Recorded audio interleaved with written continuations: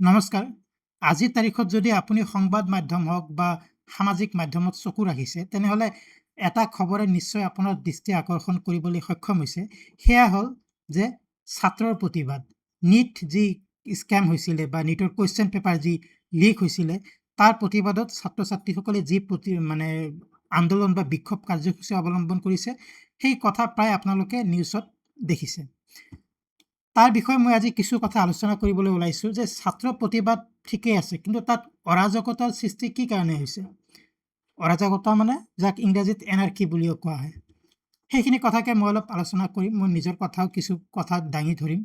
ভিডিঅ'টো চাব, আপোনালোকে শেষলৈ চাব। আচ্ছা, পৃষ্ঠভূমিনো কি? পৃষ্ঠভূমি বা বেকগ্ৰাউণ্ড হ'ল যে নীট যি পৰীক্ষা হয় মেডিকেল এণ্ট্ৰেঞ্চৰ কাৰণে, সেই নীট পৰীক্ষাৰ প্ৰশ্ন কাকত লিক হ'ল, ফাদিল হ'ল। তাৰ ফলস্বৰূপে অতি দুৰ্ভাগ্যবশতভাৱে কেইবাগৰাকী ছাত্ৰ ছাত্ৰীয়ে আত্মহত্যা কৰে, কাৰণ তেওঁলোক পৰীক্ষাৰ কাৰণে প্ৰস্তুতি কৰি আছিলে আৰু কুৱেশ্যন পেপাৰ লিক হোৱাৰ ফলত তেওঁলোকৰ কিছু চাগে মানসিক সমস্যা হ'ল। তাৰ কাৰণে অতি দুৰ্ভাগ্যজনকভাৱে কিছু ছাত্ৰ ছাত্ৰীয়ে আত্মহত্যা কৰা দেখা যায়, যি অতি দুৰ্ভাগ্যজনক কথা। এতিয়া তাৰ প্ৰতিবাদত ভাৰতৰ যি শিক্ষামন্ত্ৰী ধৰ্মেন্দ্ৰ প্ৰধান, তেখেতৰ পদত্যাগ বিচৰা হয়। কক্ৰজ জনতা পাৰ্টি নামৰ এটা দলে, তেওঁলোক দল নহয়, তেওঁলোক এটা গ্ৰুপ বা দল বুলিয়ে ক'ব পাৰোঁ, ৰাজনৈতিক দল নহয়, তেওঁলোকে শিক্ষামন্ত্ৰী পদত্যাগৰ দাবী বিচাৰি আছে। আৰু লাডাখৰ যি আন্দোলনজীৱী সোনম ৱাংচুক, তেওঁ এক অনশনত বহে এই প্ৰতিবাদত, যি শিক্ষামন্ত্ৰীজনক তেখেতৰ পদবীৰ পৰা আঁতৰাব লাগে, কাৰণ শিক্ষামন্ত্ৰীৰ তত্বাৱধানতেই নীট পৰীক্ষা পতা হয় আৰু নীটৰ প্ৰশ্ন কাকত ফাদিল হোৱা মানে সেয়া শিক্ষামন্ত্ৰীৰ এটা দায়িত্ব। শিক্ষামন্ত্ৰীক তাৰ কাৰণে জগৰীয়া কৰিব লাগে। আৰু সেই প্ৰতিবাদৰ ফলস্বৰূপে ভাৰতৰ সংসদলৈ, পাৰ্লামেণ্টলৈও ছাত্ৰ ছাত্ৰীসকলে এটা মাৰ্চ উলিয়ায়। ঠিক আছে, মাৰ্চ মানে সংসদ যাত্ৰা, যি প্ৰতিবাদস্থলী দিল্লীৰ যন্তৰ মন্তৰ, তাৰ পৰা প্ৰতিবাদস্থলীলৈকে তাৰ পৰা সংসদ ভৱনলৈকে এক প্ৰতিবাদ যাত্ৰা আয়োজন কৰা হয়। আচ্ছা, এতিয়া এইখিনিলৈকে চব কথা ঠিকেই আছে, আমাক যথেষ্ট ন্যায্য বুলিও মনত হৈ আছে। নীটৰ পৰীক্ষাৰ প্ৰশ্ন কাকত ফাদিল হোৱা, তাৰ বিৰোধিতা কৰা, শিক্ষামন্ত্ৰী পদত্যাগৰ দাবী কৰা, এইখিনিলৈকে চব কথা ঠিকেই আছে। কিন্তু যেতিয়া এই সংসদলৈ মাৰ্চ কৰা হ'ল বা যাত্ৰা আৰম্ভ কৰা হয় প্ৰতিবাদস্থলীৰ পৰা, তেতিয়া কিন্তু তাত আমি হিংসা দেখিবলৈ পাওঁ। ছাত্ৰৰ প্ৰতিবাদত বা ছাত্ৰ আন্দোলনত হিংসা। এতিয়া হিংসানো কিয় হ'ল? তাত ছাত্ৰৰ প্ৰতিবাদ শান্তিপূৰ্ণ হ'ব লাগিছিল, যাতে কোনো আঘাতপ্ৰাপ্ত নহয়। যি প্ৰতিবাদ বা যি ওজৰ আপত্তি আছে, সেইখিনি ওজৰ আপত্তি অতি শান্তভাৱে বা কোনো হিংসাত্মক কাৰ্যকলাপ সংঘটিত নোহোৱাকৈ সেইখিনি প্ৰতিবাদ সাব্যস্ত কৰিব পাৰিব লাগিছিলে। কিন্তু এতিয়া প্ৰশ্ন, যিটো আটাইতকৈ ডাঙৰ প্ৰশ্ন, তাত হিংসানো কি কাৰণে দেখা দিলে? সেইখিনি কথা মই এতিয়া অলপ আলোচনা কৰিবলৈ ওলাইছোঁ।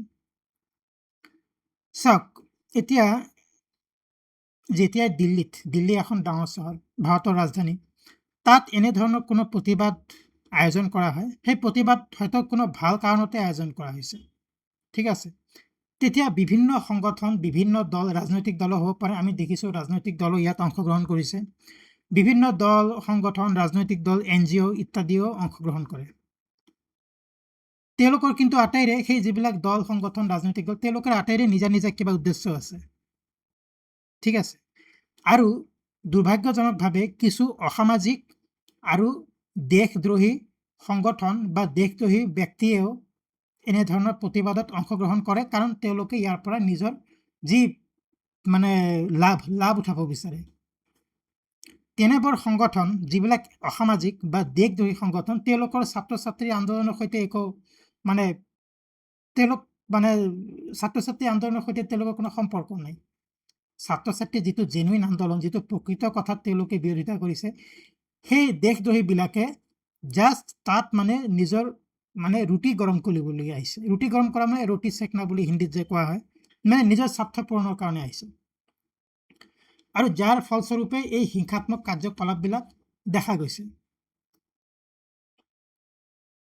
আৰু এতিয়া কথা হ'ল যে এনেধৰণৰ এই প্ৰতিবাদত দেখা গৈছে যে কোনোবাই ভাৰত বিৰোধী শ্লোগান দিছে, কোনোবাই হিন্দু ধৰ্মৰ বিপক্ষে শ্লোগান দিছে, কোনোবাই ভাৰতীয় সামৰিক বাহিনী, ভাৰতৰ আৰ্মীৰ বিপক্ষেও শ্লোগান দিছে। আচ্ছা, এতিয়া কওকচোন, শান্তিপূৰ্ণ ছাত্ৰ আন্দোলনত এই হিন্দু ধৰ্ম হওক বা ভাৰতৰ সেনাৰ বিৰুদ্ধে শ্লোগান দিয়াৰ কিবা অৰ্থ বা কিবা যুক্তি আছে নেকি? ছাত্ৰ আন্দোলন এটা ন্যায্য বস্তু, শান্তিপূৰ্ণ ছাত্ৰ আন্দোলন।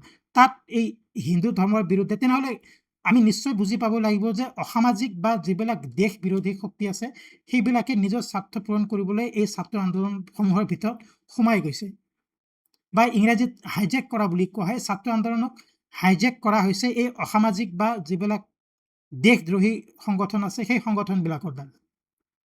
এনেধৰণৰ ভিডিঅ' চোৱা হৈছে যে যি পুলিচ বাহিনীক তাত মোতায়েন কৰা হৈছিল, পুলিচ বা অৰ্ধসামৰিক বাহিনী, তেওঁলোকৰ ওপৰত এই পেপাৰ স্প্ৰেও ছটিয়াই দিয়া হৈছে। কোনো এগৰাকী ছাত্ৰই যদি তাত ধৰি লওক শান্তিপূৰ্ণভাৱে বিক্ষোভ প্ৰদৰ্শন কৰিবলৈ আহিছে, সেই ছাত্ৰই কেতিয়াও পেপাৰ স্প্ৰে ছটিয়াই নিদিয়ে। বা আমাৰ পুলিচ বাহিনীৰ সৈতে বা আমাৰ যে অৰ্ধসামৰিক বাহিনী আছে সেই অৰ্ধসামৰিক বাহিনীৰ সৈতে কেতিয়াও হিংসাত্মক কাৰ্যকলাপ, বহুতো ব্যক্তি আহত হৈছে, সেই হিংসাত্মক কাৰ্যকলাপ কেতিয়াও তাত সংগঠিত নহয়। এতিয়া কথা হ'ল যে ছাত্ৰ ছাত্ৰীসকলৰ যি জেনুইন যিটো কথা আছিলে যে পৰীক্ষাৰ প্ৰশ্ন কাকত ফাদিল হ'ব নালাগে, বা যি বহুতো কিছু ছাত্ৰ ছাত্ৰী আত্মহত্যা কৰিছে তাৰ কাৰণে ক্ষতিপূৰণ দিব লাগে, বা শিক্ষামন্ত্ৰী পদত্যাগৰ দাবী ইত্যাদি, সেইবিলাক কথাই কিন্তু সেইবিলাক কথা কিন্তু এতিয়া বিশেষ গুৰুত্বত থকা নাই। এতিয়া কথা হ'ল যে আচল কথা কি, যেতিয়া হিংসাত্মক কাৰ্যকলাপ সংগঠিত হ'ল তেতিয়া সেই হিংসা দমন কৰাটোৱে হ'ল চৰকাৰৰ আচল নীতি, আৰু সেইটো হ'বও লাগে। য'ত হিংসাত্মক কাৰ্যকলাপ সংগঠিত হৈছে সেই হিংসাত্মক কাৰ্যকলাপ দমন কৰিবই লাগিব, তাৰ উদ্দেশ্য যিয়েই নহওক কিয়, ছাত্ৰ আন্দোলনেই হওক বা অন্যান্য কিবা আন্দোলনেই হওক। কিন্তু দুৰ্ভাগ্যবশতঃ যি আচল কথা আছিল, জেনুইন কথা, সেইবিলাক কথাৰ পৰা কিন্তু এই ছাত্ৰ আন্দোলনটো আঁতৰি আহিছে।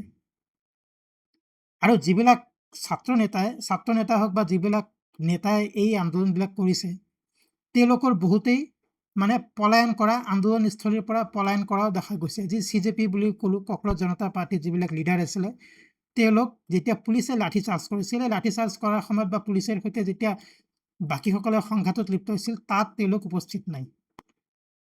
গতিকে এই আন্দোলনৰ উদ্দেশ্যনো কি? সঁচাই ছাত্ৰ ছাত্ৰীসকলৰ যি বিক্ষোভ, সেই বিক্ষোভক এড্ৰেছ কৰা, নে নিজৰ কিবা ৰাজনৈতিক স্বাৰ্থ বা নিজৰ কিবা অন্যান্য স্বাৰ্থ পূৰণ কৰা? আৰু এটা ডাঙৰ প্ৰশ্ন যে এই আন্দোলনকাৰীসকলে টকা পইচা পায় ক'ৰ পৰা? এটা অতি ডাঙৰ প্ৰশ্ন, আৰু পাৰিলে ভৱিষ্যতে মই ইয়াৰ বিষয়ে আলোচনা কৰিম। আচ্ছা, এতিয়া এইখিনি কথাটো হ'ল, এইখিনি কথা আমি ইয়াতে জানোৱে, বা মোৰ মনৰ যিখিনি কথা আছিল, মোৰ মনৰ কথা হ'ল যে যদি শান্তিপূৰ্ণ ছাত্ৰ আন্দোলন, তাত আন কোনো দল সংগঠন, ৰাজনৈতিক দল সংগঠনক জড়িত হ'ব দিব নালাগে, অকল ছাত্ৰ ছাত্ৰীসকলে শান্তিপূৰ্ণভাৱে আন্দোলন কৰাহেঁতেন চব কথা ভালেই আছিলে সেইখিনিলৈকে। এতিয়া মই নিজে সমাধান, এনেকুৱা সমস্যা এটা কেনেকৈ সমাধান হয়? চাওক, যি NTA আছে, NTA কি নেশ্যনেল টেষ্টিং এজেঞ্চি, যিয়ে নিট পৰীক্ষা পাতে, এই NTAক পুনৰ সংগঠিত কৰিব লাগে। UPSC বা IITৰ নিচিনা যিবিলাক পৰীক্ষা, কেতিয়াবা শুনিছেনে UPSCৰ প্ৰশ্ন কাকত ফাদিল হৈছে, বা IIT JEEৰ যিবিলাক প্ৰশ্ন কাকত সেইবিলাক ফাদিল হৈছে, কেতিয়াবা শুনিছেনে আপোনালোকে? নিশ্চয় নাই শুনা। কিন্তু সেই নিটৰ প্ৰশ্ন কাকত কেনেকৈ ফাদিল হয়? ইয়াৰ কাৰণে NTA জগৰীয়া। NTAক পুনৰ সংগঠিত কৰক। যি ধৰণে পৰীক্ষা, প্ৰায় 24 লাখ নে কিমান ছাত্ৰ ছাত্ৰীয়ে এই নিট পৰীক্ষাত অৱতীৰ্ণ হয় প্ৰত্যেক বছৰ, এই পৰীক্ষা সম্পূৰ্ণ নিকাভাৱে আৰু স্বচ্ছভাৱে অনুষ্ঠিত কৰিব লাগে, যাতে প্ৰশ্ন কাকত কোনো পদ্ধতিতেই ফাদিল নহয়। তাৰ প্ৰয়োজন হ'লে IITৰ দৰে যিবিলাক প্ৰতিষ্ঠান আছে সেই প্ৰতিষ্ঠানবিলাকৰ পৰা সহায় বিচাৰক, পৰীক্ষা কেনেকৈ অৰ্গেনাইজ কৰিব লাগে, পাতিব লাগে।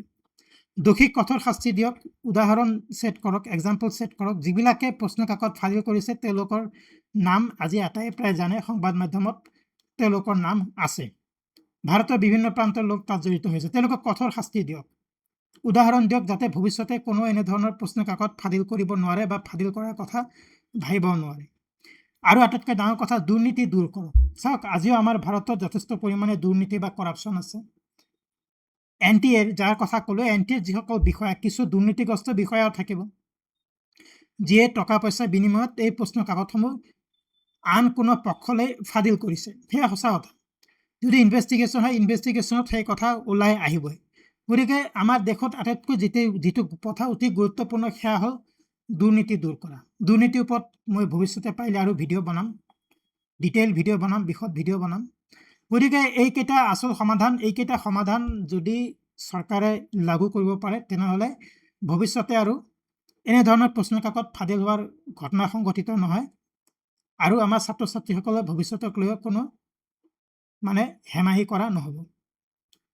গতিকে বন্ধুসকল, এইখিনি আছিলে মোৰ নিজৰ কথা, এই যি প্ৰতিবাদ যি অৰাজকতা সৃষ্টি হৈছে আৰু যাতে ভৱিষ্যতে এনেধৰণৰ প্ৰশ্ন কাকত ফাদিল নহয় তাৰ কাৰণে কি কৰিব লাগিব চৰকাৰে, সেইখিনি কথাও মই থুলমূলকৈ আলোচনা কৰিলোঁ। যদি ভিডিঅ'টো ভাল পাইছে প্লিজ লাইক কৰক, শ্বেয়াৰ কৰক। যদি চেনেলটো ছাবস্ক্ৰাইব কৰা নাই প্লিজ ছাবস্ক্ৰাইব কৰক। এনেধৰণৰ এটা ভিডিঅ'ত অতি সোনকালে লগ পাম। ধন্যবাদ।